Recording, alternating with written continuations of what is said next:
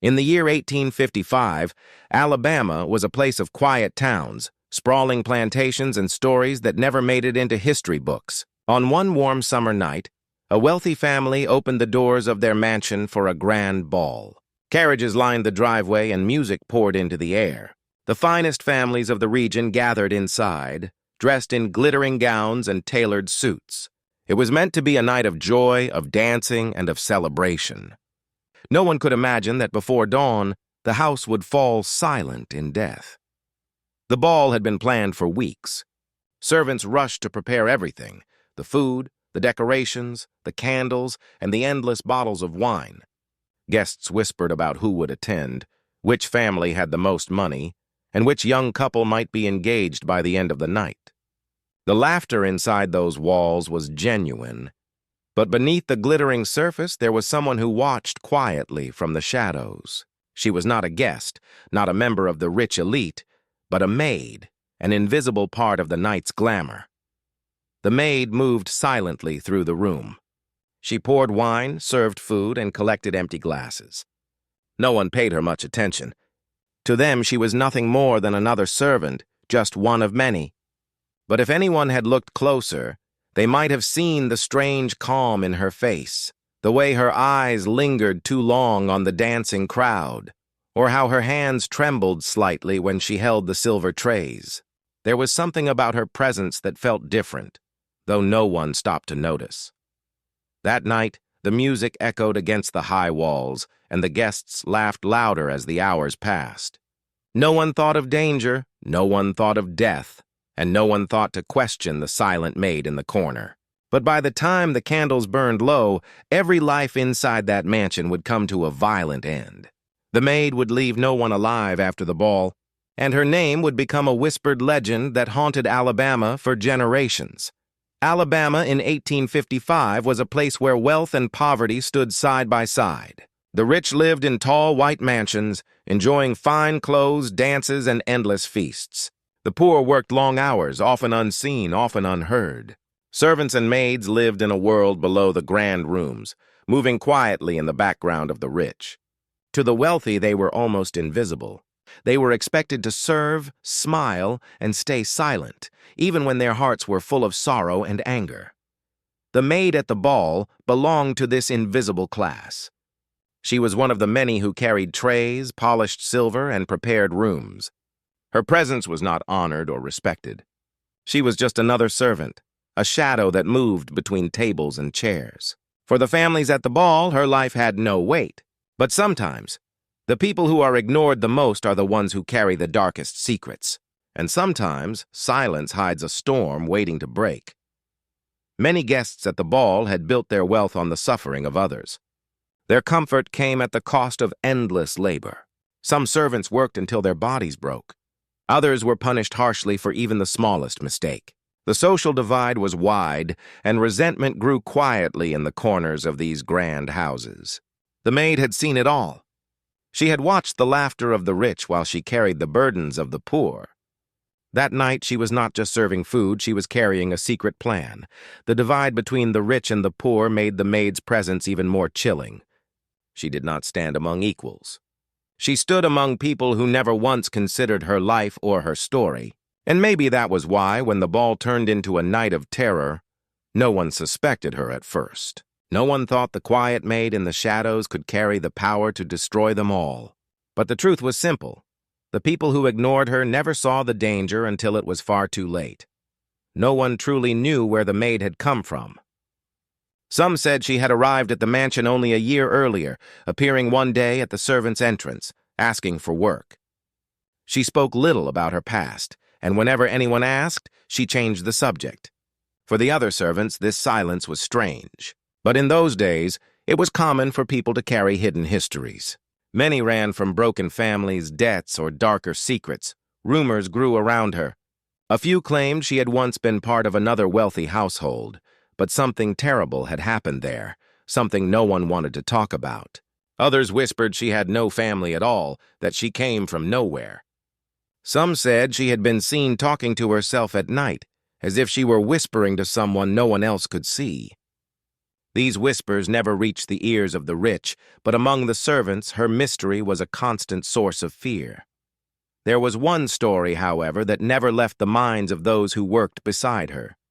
They said that before coming to the mansion, she had been accused of poisoning her former employers. Nothing was proven, and no evidence was ever found.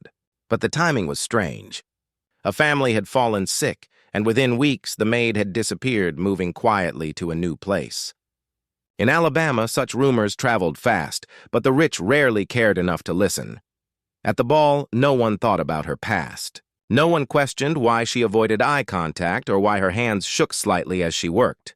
But those who looked closely might have noticed the coldness in her eyes. She was not just a maid serving wine. She was someone carrying a history that no one dared to uncover. And that history was about to spill into the grand ballroom in a way that would never be forgotten. The ball opened with music that filled the great hall. Violins played, shoes tapped across the polished floor, and the air was full of perfume and laughter. Candlelight flickered from chandeliers, casting soft shadows on the walls. The guests twirled and spun, enjoying every moment of their wealth and freedom. For them, the night was a celebration of life, love, and power. The maid moved among them with quiet grace.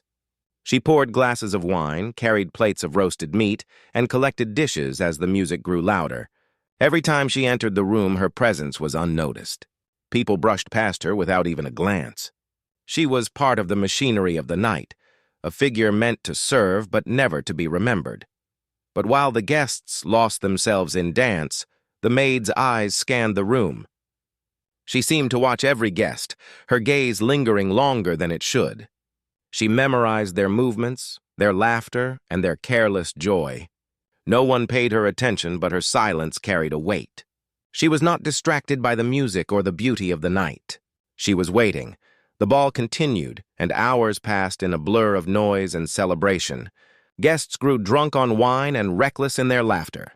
They sang loudly, spilled drinks, and danced without care. The atmosphere was one of total joy. But in the middle of that joy stood one figure who did not belong. The maid did not smile. She did not laugh. She moved quietly, holding something far more dangerous than anyone could see. As midnight drew closer, the music carried on, but something in the air began to feel strange. A chill moved through the grand hall, though no windows were open. Guests whispered that the candles flickered too wildly, that the shadows on the walls seemed to stretch longer than they should. A few laughed it off as nothing more than tiredness or too much wine, but others shifted uncomfortably, sensing something unnatural was creeping into the celebration.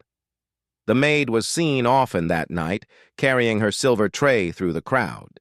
Some guests remembered the way her eyes seemed darker than before, her face pale in the candlelight. She looked neither tired nor joyful, only calm, too calm, as though she knew something others did not. It was said that when she glanced at certain guests, they felt a wave of unease wash over them, as though her stare pierced deeper than it should. The laughter began to falter. Conversations grew shorter. Some women excused themselves to sit down, complaining of dizziness. Men loosened their collars, wiping sweat from their brows despite the night's cool air. The musicians played on, but the joy of the ball was slowly unraveling. It was no longer a night of endless celebration. Something invisible pressed down on the room, a weight that no one could explain. And in the middle of this quiet unease, the maid moved with steady steps. She carried no expression, no sign of fear or hesitation. To those who noticed, her stillness was the most unsettling thing of all. She was the only person in the room who seemed untouched by the strange shift in mood. Almost as if she had been waiting for this very moment, the first scream broke through the music without warning. A man clutched his throat, gasping for air, his face turning pale. Glass shattered as he dropped his drink and fell to the floor. Guests rushed to his side, but within seconds his body went still. At first people thought it was an accident, perhaps a sudden illness. But then another guest began to cough violently, her face twisting in pain before she collapsed. Panic rippled through the hall. Women cried out, men shouted for help, and the musicians stopped playing. Servants rushed in, but they were powerless to do anything. The wealthy guests, once so proud and carefree, were now desperate and afraid. Some whispered the word poison, others muttered about a curse. In the confusion, no one knew what to believe. The maid was seen nearby during both collapses. She had been pouring wine only moments before. Some guests claimed they saw her place her hand over a glass too long, as though adding something unseen. But in the chaos, no one dared accuse her. Fear clouded reason, and suspicion was drowned in terror. Everyone's eyes darted around the room, searching for safety where there was none. The first deaths had shattered the night. The grand ball was no longer a place of beauty, but a trap. Guests huddled together, afraid to eat, afraid to drink, afraid to even breathe. And all the while, the maid walked among them with her quiet steps, her eyes calm, her hands steady. If anyone had looked closely, they might have seen the faintest trace of a smile at the corner of her lips. What began with 2 deaths quickly spread into total chaos. Guests screamed as more bodies collapsed. Some clutched their stomachs, others staggered as if drunk, and many fell without a sound. The floor became a scene of horror, gowns stained with spilled wine and blood, the air filled with cries of fear. No one could find the source of the terror, yet death seemed to move from one person to the next like an invisible plague. The doors to the mansion were locked. Servants swore they had opened them, but the handles would not turn. Guests tried smashing windows, but even the glass seemed too strong, as if something unnatural held the house shut. Trapped inside, the wealthy elite of Alabama realized too late that the ball had become their tomb. The maid drifted through the madness like a shadow. Witnesses would later say she moved without fear, her steps as calm as they had been at the start of the night. Some swore she was humming softly, her voice drowned by the screams of the dying. Others said her eyes glowed in the candlelight, sharp and unblinking, as if feeding on the terror around her. By now, the guests understood there was no escape. The night had turned into a nightmare, and at its center stood the figure no one had noticed before, the quiet maid. She was no longer just a servant. She was the storm that had been hiding in silence, and she was determined to leave no one alive. In the chaos, a few guests managed to hide. Some crouched beneath tables, others locked themselves in side rooms, praying to survive until dawn. These survivors would later tell chilling stories of what they saw before the end. They swore the maid was not human. Her shadow stretched unnaturally long across the walls. Her face seemed to shift, twisting into shapes no ordinary person could wear. One woman claimed she heard the maid whisper in her ear, though no one was standing near her. The whisper was cold, promising that no one in the house would live to see another sunrise. Another guest swore he saw the maid's reflection in a mirror, and it was not the face of a young servant, but something older, something monstrous. These accounts were dismissed by some as panic and hysteria, but too many people told the same stories for them to be ignored. The last witnesses also spoke of her calm. While everyone else screamed and ran, she walked slowly, never rushing, never panicking. She picked up glasses, touched shoulders, and moved silently through the dying crowd. To those who watched her, it was as if she already knew how the night would end, as if the outcome had been decided long before the ball even began. By the time the last screams faded, the survivors realized their hiding places would not save them. The maid seemed to know exactly where they were. And one by one, they too were silenced. In the end, there were no witnesses left inside that mansion, only whispers carried out into the night by those who lived nearby, who saw the glow of candles but never heard music again. When the sun rose over Alabama, the mansion stood in silence. Neighbors who had not attended the ball grew worried when no one came out. They entered the grand house and were struck by horror.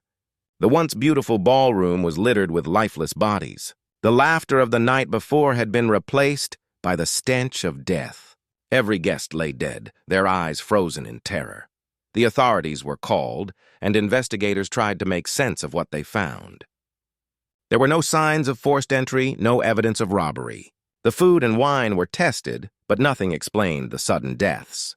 Some believed it was a strange illness, others whispered of poison, but no trace could be discovered. The mystery deepened when they realized one person was missing, the maid. Her body was not among the dead. Her belongings were gone. as if she had vanished into the night. No footprints were found leaving the house, and no witnesses outside saw her escape. It was as if she had dissolved into the air, leaving only silence behind.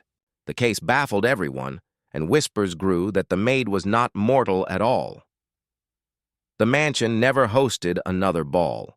Families avoided it, calling it cursed. The story of the maid spread quickly, passed from one town to the next. Some spoke of her as a woman wronged, others as a witch, and some as the devil herself. But no matter the version, one detail always remained. She left no one alive. The story of the Alabama maid became a legend that refused to fade.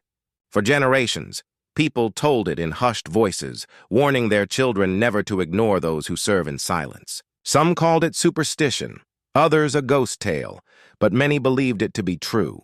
The details shifted with time, but the core of the story stayed the same. A ball that ended in death and a maid who vanished without a trace. Even today, historians search for records of that night. Some claim to have found mentions in old newspapers, though the details are often missing or blacked out.